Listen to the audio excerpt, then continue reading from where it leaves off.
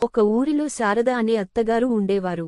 ఆమె చాలా కఠినంగా ఉండేది, ప్రత్యేకంగా వంట విషయంలో. ఆమె కోడలు వందన కొత్తగా పెళ్లై ఇంటికి వచ్చింది. వందన సరదా స్వభావం కలిగిన అమ్మాయి, కాని వంట విషయంలో అనుభవం తక్కువ. అత్తగారికి మంచి పేరు తేవాలని వందన వంట నేర్చుకోవడానికి చాలా ప్రయత్నాలు చేసేది. ఒకరోజు శారద అత్తయ్య ఇలా అంటుంది. వందనా, ఈ రోజు నువ్వు పాలు పొంగించు. నేను బయట పనుల్లో ఉంటాను. పాలు పొంగాక వంట మొదలుపెట్టి మంచి టీ చేయాలి అని చెప్పి ఎక్కడి నుంచి వెళ్ళిపోతుంది. అప్పుడు వందన ఉత్సాహంగా పాలను స్టవ్ మీద ఉంచింది. ఇంతలో ఫోన్ రింగ్ అయింది. వందన తన స్నేహితురాలు నుంచి కాల్ వచ్చింది అని ఉత్సాహంగా ఫోన్ మాట్లాడటం మొదలుపెట్టింది, పాలను మరచిపోయి. ఇప్పటికి శారద అత్తయ్య బయట పనులు ముగించుకుని లోపలికి వచ్చి చూసింది. పాలు పొంగిపోయి స్టవ్ మీద ధారలుగా పడిపోతున్నాయి.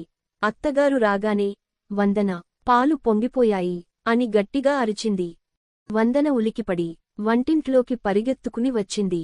పాలను చూసి కాస్త వణికి అత్తయ్యను చూస్తూ ఇలా అంటుంది. అత్తయ్య, పాలు ఇంట్లో సుఖ సంతోషాలు పొంగుతాయంటారు కదా, అవే నెరవేరుతున్నాయనుకుంటా అని సరదాగా అంటుంది. అత్తగారు నవ్వడం ఆపుకోలేక ఇలా అంటుంది. అవును, సంతోషాలు పరిగెడుతున్నాయి అని సరదాగా అంటుంది అని చెప్పి ఎక్కడి నుంచి వెళ్ళిపోతుంది.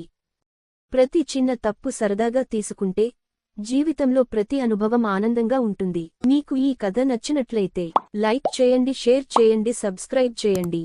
మళ్ళీ ఇంకొక కొత్త కథతో మళ్ళీ కలుద్దాం ఫ్రెండ్స్.